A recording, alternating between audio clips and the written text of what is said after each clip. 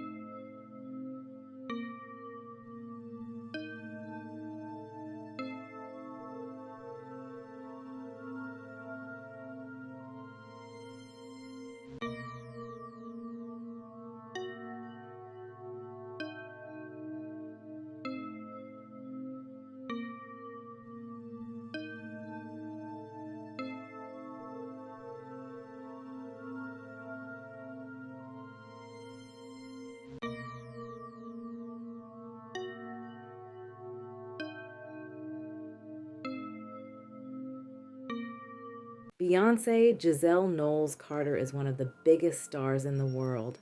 This woman has literal fans from every generation, from babies to the elderly. The whole moniker, Your Fave's Fave, was made after her.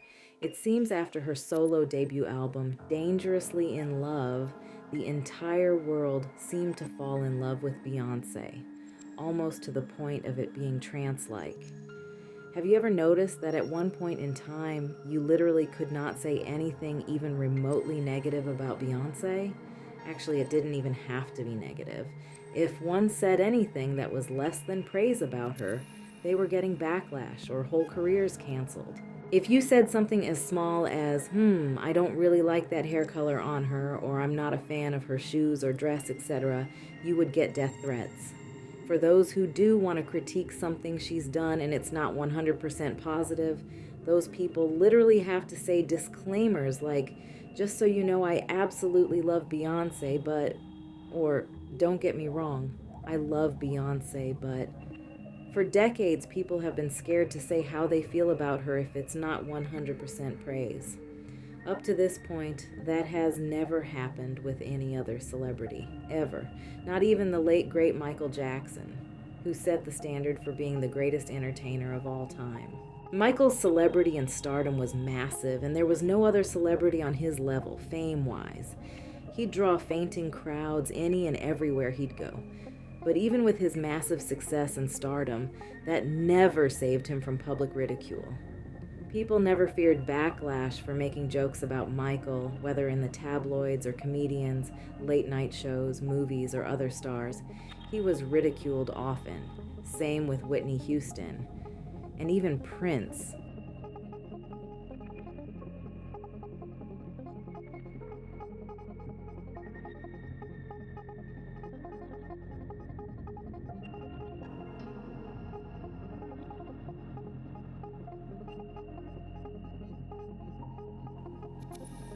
But with Beyonce, people, celebrities, and regular folks were literally shook to say anything about her that wasn't a compliment or praise. News anchors would snap on you if you weren't a fan.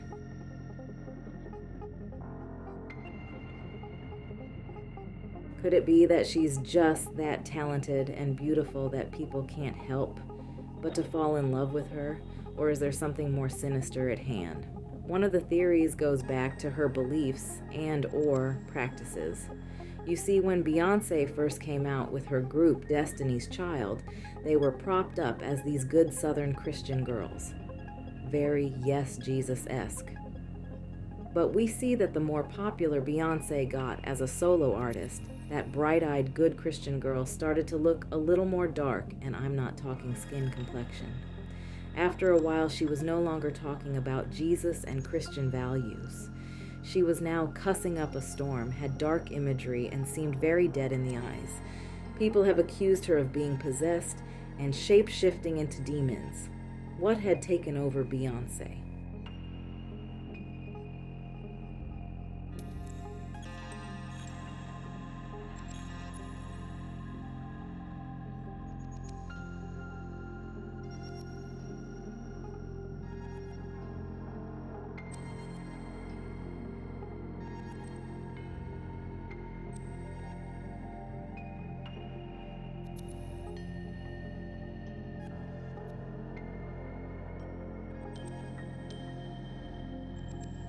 Some blame her husband, Jay-Z, for her dark, dead-eyed turn.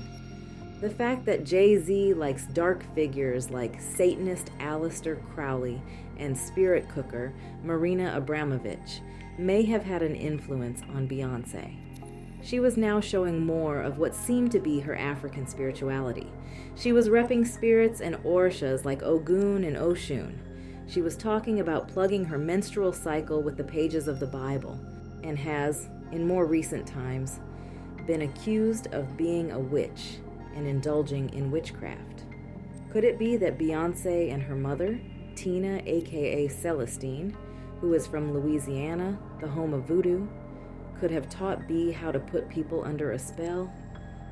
People truly seem to be under a spell when it comes to her because Beyonce is the only celebrity to have an actual church dedicated to her.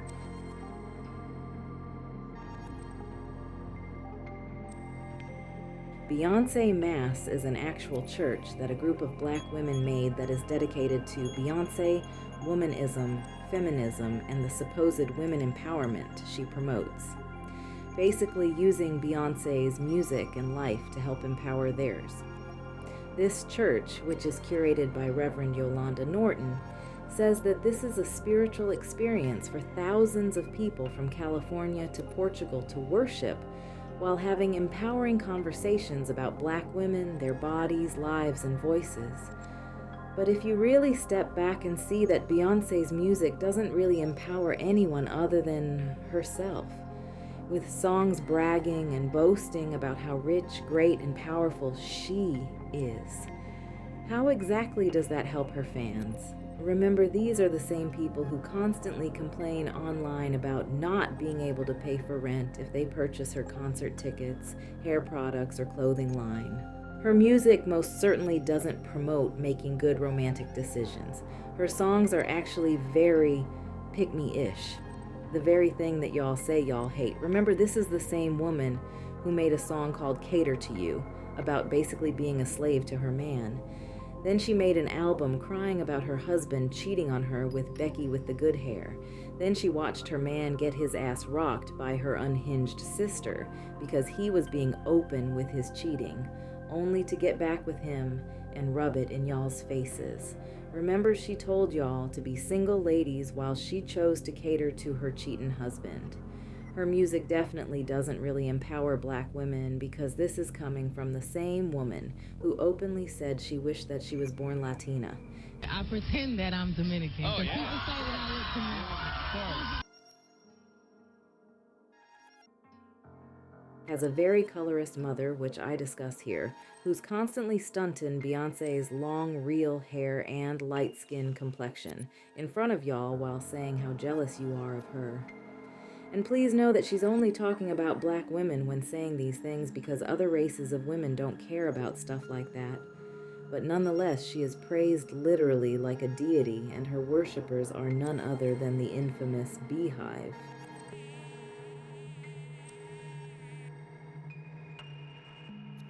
We have her cult-like fans called the Beyhive.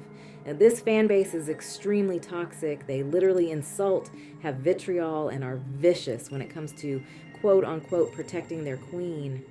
When they're not praising their Lord and Savior, they denigrate anyone else who may pose as competition to be. These people have literally made fun of other deceased artists like Michael Jackson, Aaliyah, Left Eye, and Whitney Houston. They have written disgusting things like this.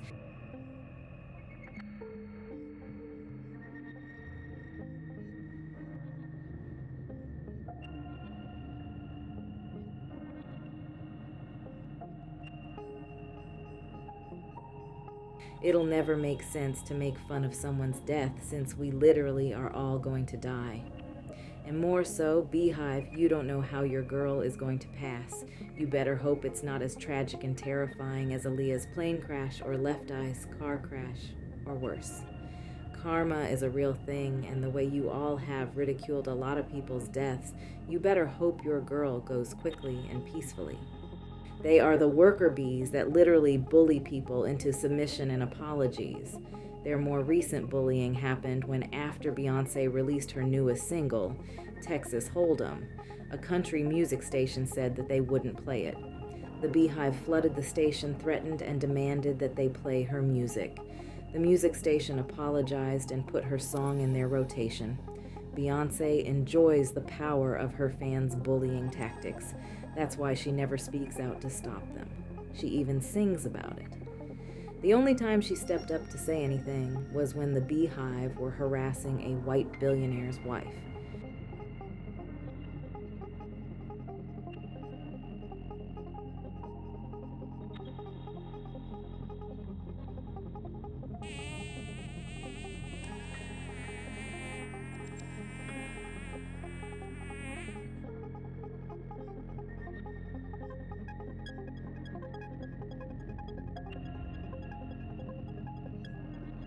She never stopped harassment of fellow black women. Honestly, the Beyhive is the real reason why some people don't care for Beyonce.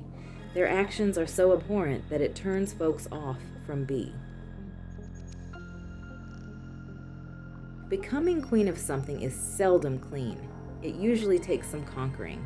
Beyonce became Queen Bee due to not only her beauty and talent, but also due to a lot of bullying tactics and sabotage.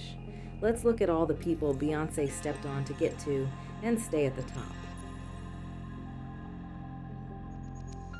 As we all know, Beyonce got her start in the music industry with her childhood group, Destiny's Child. This group had began with good intentions from another parent, but was ultimately cruelly overtaken by Beyonce's father, Matthew Knowles. When the Knowles took over, all types of favoritism, colorism, and cruelty occurred. I go into more details about the colorism involved in this video, where Beyonce's former vocal coach, David Lee Brewer, talks about how Matthew and Tina Knowles both forced 3 of the former little dark-skinned girls out, especially one by the name of Ashley Tamar Davis. According to David, Tina Knowles said that Tamar was too big, black, and ugly to be in the group. David apologized for his role in going along with the Knowles and not defending Tamar and the other 2 girls. David also talks about how the Knowles always used Beyonce to blackmail people. If an award show had someone there that they didn't want, they'd say things like, well, Beyonce won't be performing there, or you can't get Beyonce if whatever. Now, if this happened when she wasn't as famous, you can only imagine how much more they did it when she did become popular. Then the chaos with the original 4 group members of Destiny's Child. How Beyonce was always at the forefront and everyone played the background. How LaToya and Latavia couldn't even pay their bills while Beyonce was driving around in expensive cars. Matthew showed how dispensable these childhood friends were, and Beyonce didn't seem to care. She bragged about getting the bad ones out. All of the bad seeds are now out of Destiny's Child. As long as it was Beyonce doing the singing, the belief of all of us is that it would make a major difference, and sure enough, it didn't. Matthew Knowles and Beyonce, that's the root, that's the tree, don't get it twisted. Everything else is a branch or... I was not being treated as you would personally want someone treating your daughter if the tables were switched around, and I just couldn't, handle the situation anymore. I had to... Replacements were quickly brought in, but within months, one of them, Farrah Franklin, was already on her way out. She complained of being sick on the All Access tour. No one offered any Pepto-Bismol, nothing. No one said, are you okay? Anything at all. And I was like, I can't take this anymore. And I walked out of the room. They're like, we don't care, leave, go. These were supposed to be her friends since childhood. But this didn't matter because she knew their heads was her stepping stones. While Kelly was the first child of Destiny to go solo, her debut album was extremely rushed. You see, back in 2002, Kelly was having a major hit with Nelly called Dilemma, and Beyonce had released her first solo song called Work It Out, which kind of flopped.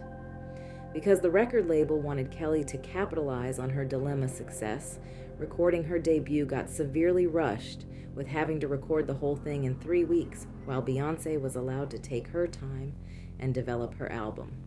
Kelly's album was supposed to have come out in 2003, but who came out that year instead?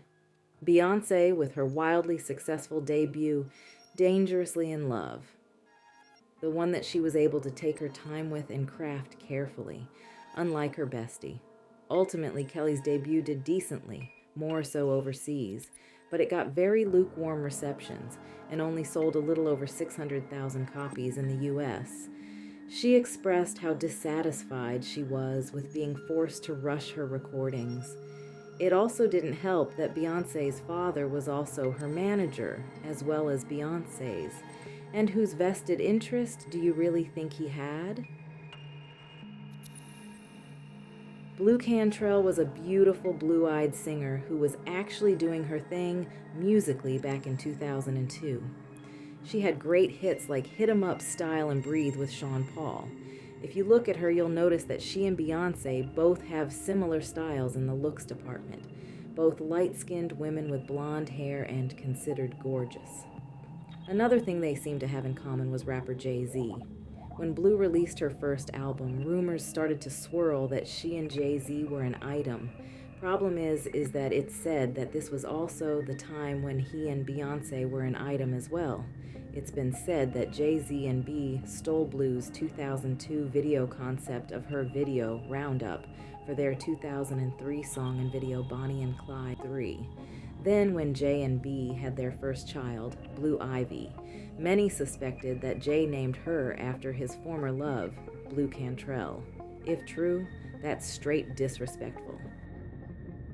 Others have pointed out that in Beyonce's Song Signs from her first album, she sings about their love triangle issues, with lyrics like, I was in love with a Sagittarius and I was hurt by a Pisces. Jay-Z is a Sagittarius and Blu is a Pisces, so you can make of that what you want. When Wendy Williams asked Blu if she'd had an intimate relationship with Jay-Z, and this is how she responded. No, I can't answer that. I can't answer that. Very coy, as you see. But then she also was never consistent about whether or not she was in a relationship with him. She'd done an interview with The Guardian. When asked if she had a thing with him and if B stole him from her, here's how she answered. She said that she and Jay were only friends and that B didn't take Jay-Z from her because there was nothing to take. Then she created a song called SOS about her love affair with Jay-Z and how she was a ride or die chick for him, but he still did her wrong and left her out to dry. So because she kept flip-flopping about it, no one really knows what's true, but what did seem to happen is that she definitely didn't win Beyonce over. With all the constant rumors about her man and this blue woman, it's been rumored that Jay and B both had something to do with killing Cantrell's career. And not only killing her career, but also causing her to lose her mind. Back in 2014, Blu had the police called on her and was taken into custody for a psych evaluation because she was seen running around the streets of Santa Monica at around 2 in the morning, screaming that someone had poisoned her with gas. Now, with all the rumors about Jay-Z having his mistress, Kathy White murked, being brought back up to the forefront, many believe that the power couple may just in fact had something to do with the decline of Blu's career and perhaps mental state. Others believe that Jay-Z and Beyonce also had something to do with the decline of singer Maya's career as well. Maya had been a very successful teen pop star up there with the likes of Aaliyah, Brandy, and Monica. She'd really hit it big when she was a part of the huge Grammy Award-winning hit, the remake of Lady Marmalade. But back in 2000, there were rumors swirling around that Jay had a thing with Maya when he performed on her single, The Best of Me. But according to Maya, there was no such union. Actually, there was a bit of threatening to bail on her for not stroking his well-inflated ego. During the recording session for her The Best of Me track, here's what they said happened. Jay came to the studio that night, and he immediately felt like Maya's vibe was off. He felt like Maya was being a spoiled brat and ungrateful. He believed that she should have been more thankful that a huge artist like him would agree to rap on her song, because he felt she wasn't paying him any attention or basically kissing his ass. He left and chose not to finish his verse. Maya's people basically had to kiss his tush and beg him to come back, and Maya was more cordial and open than before. Jay ended up charging Maya extra for his feature due to what he felt was her stank attitude. After their song together was released, rumors started to fly around that she and Jay were an item, or at least had a fling, and those rumors really amped up in 2014 after Solange was caught beating the brakes off Jay. It came back out that Maya was Jay's mistress for years, and that he was paying all her bills as his side chick. Here's what Maya had to say about that. Never did, never was, never will. All legitimate, thirsty sources with no facts, and that's the media for you, especially today. I play second to no one, pay my own bills, have my own label, own management company, rely on God only, and respect myself in marriage too much for nonsense. It seems that the constant rumors from different rappers saying that they slept with Maya unfairly ruined her career, and that situation with Jay helped aid in that. Tierra Marie is an American singer, songwriter, dancer, and actress. She was signed to Def Jam at the age of 16 by Jay-Z. Also around the same time, Jay-Z had also signed Rihanna as well, so there was a bit of competition. But it seemed the chips were on T's side, at least for a while. Music mogul, LA. Reed admitted to being way more into Tierra Marie than Rihanna. Everyone at Def Jam felt that Tierra would actually be the bigger star, and they were investing all their time and resources into her. That is, until Beyonce came through to seemingly disrupt the vibes. You see, once again, there were rumors that Jay-Z was having a romantic relationship with Tierra, which is very unsettling because she was very much underage and still in high school, and he was around 34. Now, B already told y'all that she was crazy and dangerously in love, so it's not surprising that she may have used her clout as being the hottest chick in the game wearing his chain to remove her possible competition. During an in-house talent showcasing, the company threw to show off their new talent, Rihanna, T. Marie, and Black Butterfly. Well, Beyonce had a seat right next to L.A. Reid and got in his ear. Here's what he said about it. The funny thing about Rihanna's success was that we signed two girls at that time, Rihanna and a lovely young lady named Tierra Marie. We had an in-house company showcase, and Beyonce happened to be there with Jay-Z, Tierra Marie, Rihanna, a four-girl group called Black Butterfly, and Neo performed, Reid said. At the label, we thought Tierra Marie would be the big star. We spent more time on her, did more work on her, paid more attention to her. Rihanna already had a hit with Pondé Replay, but we still thought it was the other girl. A bell went off for me, however, when after the showcase, Beyonce came up to me. That Rihanna girl, she's a beast. After that, things went downhill for Tierra. Her debut album came out and did fairly decently for a debut. She was number 5 on the Hot Billboard 200, number 2 on the R&B charts, and sold 248,000 copies upon release. Def Jam immediately wanted to drop her, which is weird because Rihanna's album debuted next and did worse than T's, but they didn't drop her. Not only did they not drop her, they gave her repeated chances to prove herself and get better. Chances that they didn't even allow Tierra to get. They were so grimy that they dropped her from the label the night of her prom. Rumors are that Beyonce got Tierra out of the picture, and she suggested Rihanna because B wasn't threatened. All we know is if that was the reason B suggested Rihanna, then that ended up being a huge mistake on her part because Riri ended up becoming B's ultimate competition. And rumors still came out about Jay-Z and Rihanna supposedly having an affair. one that would also be illegal if true because she too was underage.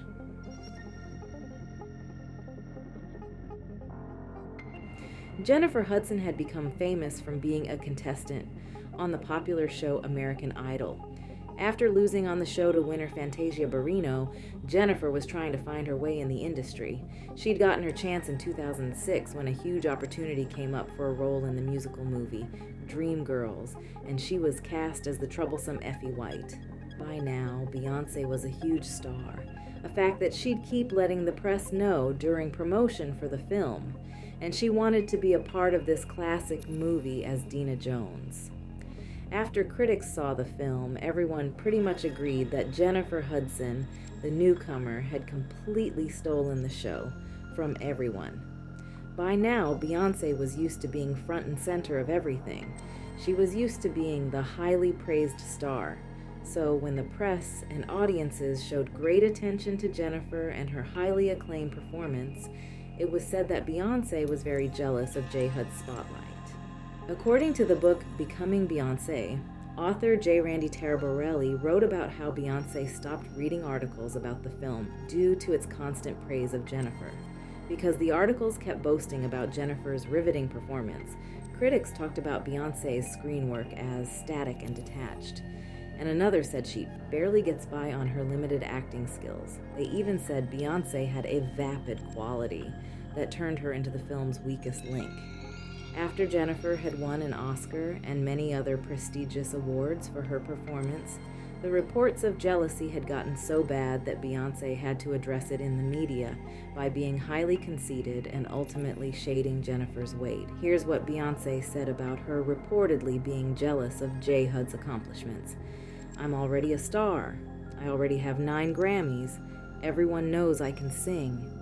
It's really unfortunate that everyone is saying I'm jealous of Jennifer. It hurts my heart because it's so cliched. Yeah. Because I'm a star, they just automatically assume that I'm not humble enough to sit down and take a back seat, which I am." Then she ended with this unnecessary jab at Jen's weight. "I mean, I wish I could have gained 20 pounds and played Effie." Many noticed that B seemed to be petty enough to continue the one-sided beef when tragedy struck Jennifer Hudson's family in 2008.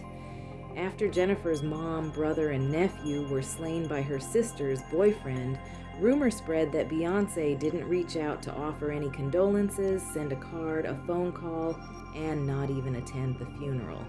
And of course, the Beyhive had her back by saying that she didn't have to. It seems that the nastiness from the Knowles family towards Jennifer didn't stop there. Because in 2016, Tina had looked at a person's post of a video of Beyonce performing the Dreamgirls song Patience with Hudson and fellow movie co-star Annika Noni Rose at the 2007 Oscars and liked a comment from another user who wrote, "J. Hud sounds horrible."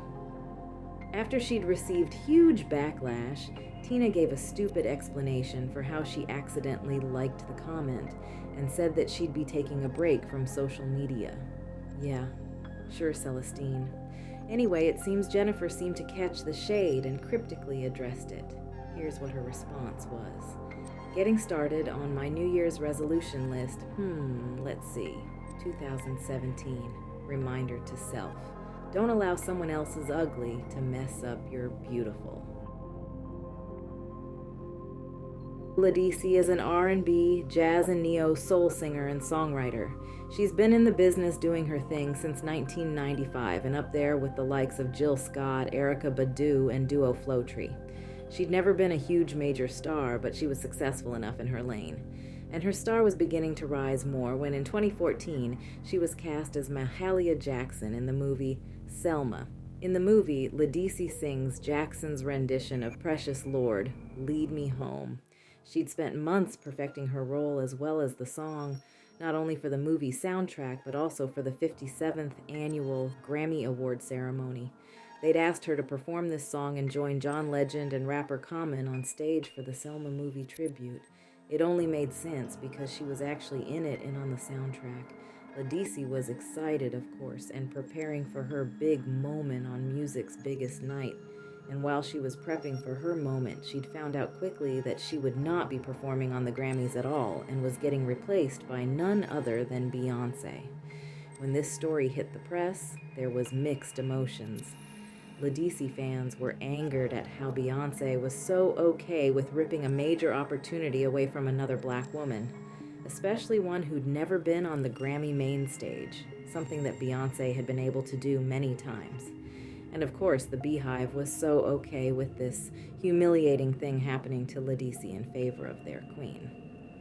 Of course, discussions of colorism came up because, as we can see, Ledisi is a dark-skinned, full-figured black woman, and we already know that they rarely get shine in the industry, especially back then. In 2015, the night of the Grammy performance, Ledisi was interviewed about her thoughts on being snubbed by the Grammys and B. She revealed that she was left a little disappointed that she was bumped by Beyonce from the performance, but added that she understood the decision. She said, "I was a little disappointed, but I got over that, and I had to look at the positive and empower women. We have to empower each other. It's a great thing, and one day I'll be on that Grammy stage. Every artist wants to be on the Grammy stage. That's part of our career, is to be there, so my time will come when it's time." Ledisi was being a complete class act with her response, and showed actual woman empowerment by taking this on the chin and still rooting for B, whereas B paid Ledisi's snubbing complete dust. Beyonce actually released a video on her website that she wanted to feature black men on stage following the deaths of unarmed black men, Michael Brown and Eric Garner, that year. She said this, "I wanted to find real men that have lived, have struggled, cried, have a life and a spirit about them. I felt like this was an opportunity to show the strength and the vulnerability in black men. My grandparents marched with Dr. King, and my father was part of the first generation of black men that attended an all-white school. My father has grown up with a lot of trauma from those experiences. I feel like now I can sing for my father's pain.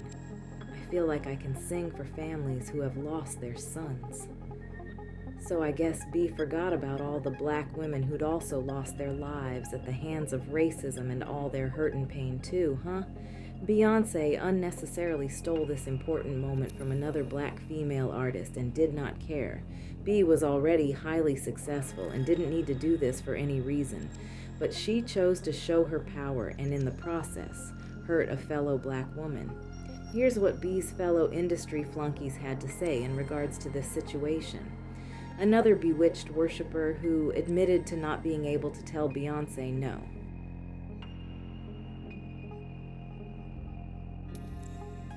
"It's funny how gracious she was when Kanye West embarrassed Taylor Swift at the VMAs, and how when she'd won an award that night, she instead gave Taylor her own moment to shine.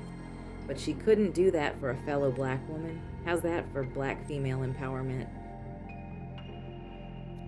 Back in 2008, Usher was still very hot, especially after his gigantic 2004 Confessions album. He was still going strong in the music industry and on his 5th album, Here I Stand. He'd had a big hit with his song Love in the Club and was looking to do a remix. At the time, Keri Hilson was a popular up-and-coming singer-songwriter who was making a lot of waves in the industry. She'd written for a lot of artists, and she was starting to have hits with Lil Wayne and Kanye West. Usher wanted her to be on the remix of his Love in the Club song. She'd written and recorded her verse to the song and was excited until she was notified that she was no longer going to be on it. Not only was she taken off the song, but she was replaced by Beyonce while her lyrics remained. This was a double blow. Reportedly, Usher kind of felt bad about the situation, so he allowed Keri to be his love interest in the video instead.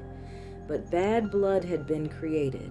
Keri had created a diss track on her song, Turnin' Me on Remix with Lil Wayne and T-Pain. She was supposedly dissing both Beyonce and Ciara. Here's what Keri said.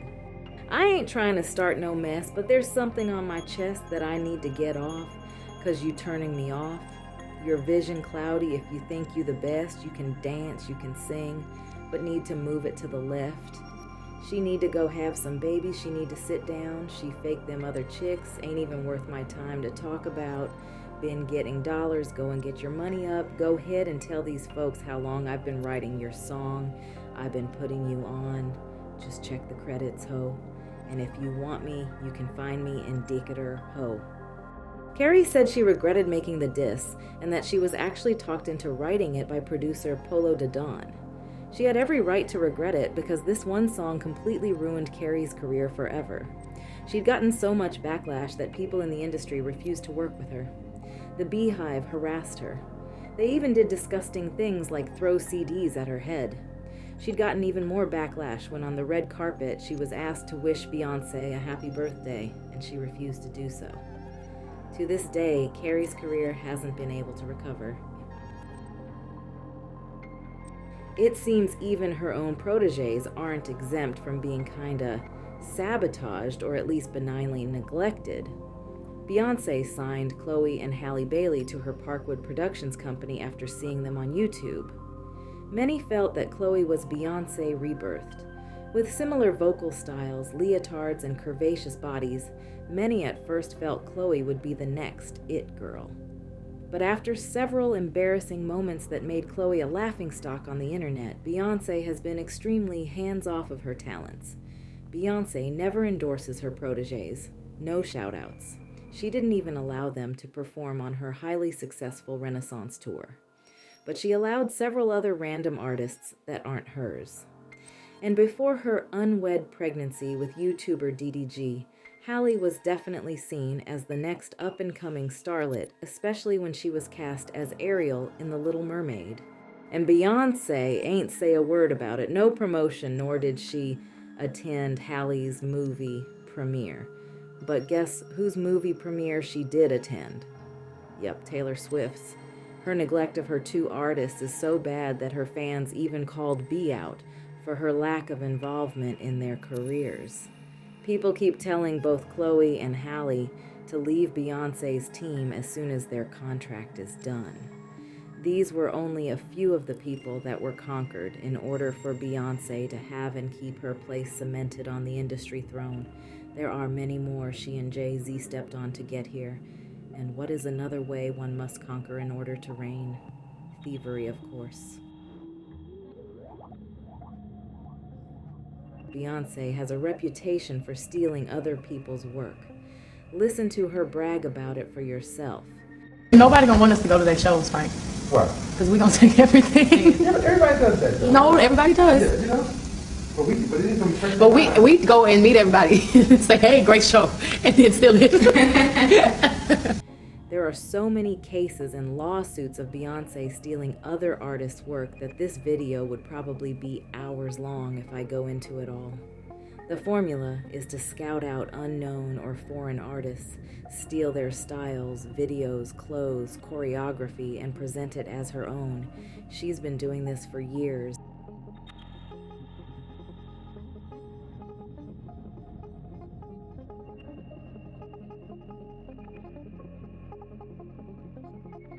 Here's the part where folks are really wondering if Bey is actually cursing people, depending on who you ask she is. For years, both Beyonce and Jay-Z were accused of being a part of the Illuminati and Satanism. Their associations and imagery didn't help the allegations. But if you listen to her former drummer, Kimberly Thompson, she claimed she was a victim of Beyonce's extreme witchcraft. Kimberly worked for Beyonce as a drummer for 7 years and is now asking for a restraining order against her former boss. She alleged that Beyonce is involved in dark magic and magic spells of sexual molestation. She also accused Bey of utilizing these spells to tap her phone and control her finances, all to keep the drummer under surveillance. These actions are reportedly part of a harassment campaign orchestrated by Beyonce against her. Even though Kim's request for a restraining order was denied by a judge, according to The Blast, because none of this information had been confirmed. But Kim's reasoning that she believed that Bey hexed her was because Beyonce is a self-proclaimed boss, so it's expected that she run a tight ship with regards to the people who work for and with her. She says that Beyonce completely ruined her life with her witchcraft and that she even killed her cat. Here's what she described what happened. After getting a 3-month-old kitten that was abused, Thompson says the kitten started doing weird magical stuff, says she has had cats for 20 years and that this was different from her past experiences. She then sought the opinion of 2 psychics who confirmed to her that the kitten was in fact cursed. They were like, the cat has a spell on it.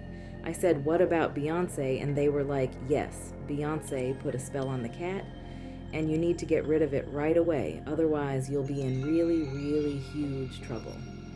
Says she tried returning the kitten, but that they would not take it back. She kept the cat out of guilt, but it died sometime later last September. Thompson also believes Beyonce has her blacklisted and has paid others not work with her. Thompson adds, I'm even embarrassed that I have worked with them because it has literally shattered everything that I tried to build after doing that work in my life. I always said when I was a kid, I never would want to regret anything, but this I regret. I regret that we ever worked together because it has turned my life completely upside down. It may also be a family practice as well. B's sister Solange has shown interest in voodoo when she accessorized her 2018 Met Gala outfit with a bottle of Florida water, a type of liquid that's known for its spiritual properties typically used in voodoo, Wiccan, or Santeria practices. A cool accessory and general interest in voodoo also doesn't necessarily link the Knowles sisters to dark magic, however. Kim's case was ultimately dismissed. Even some of the samples in B's music is from some dark and spooky places. In her song Alien Superstar, here are the lyrics from the original song she sampled from. This song is from a group called the Forefront Poets, and the song is called Moonraker. In the lyrics, the artist admits to using different frequencies in music to the masses, and that Lucifer, aka Satanism, is being used in the song and the media. Here's some of the lyrics.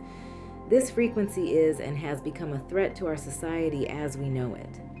This frequency has been used by a secret society in conjunction with Lucifer to lure and prey on innocent partygoers, with hypnotism, synchroprism, tricknology, lies, scandal, and pornography.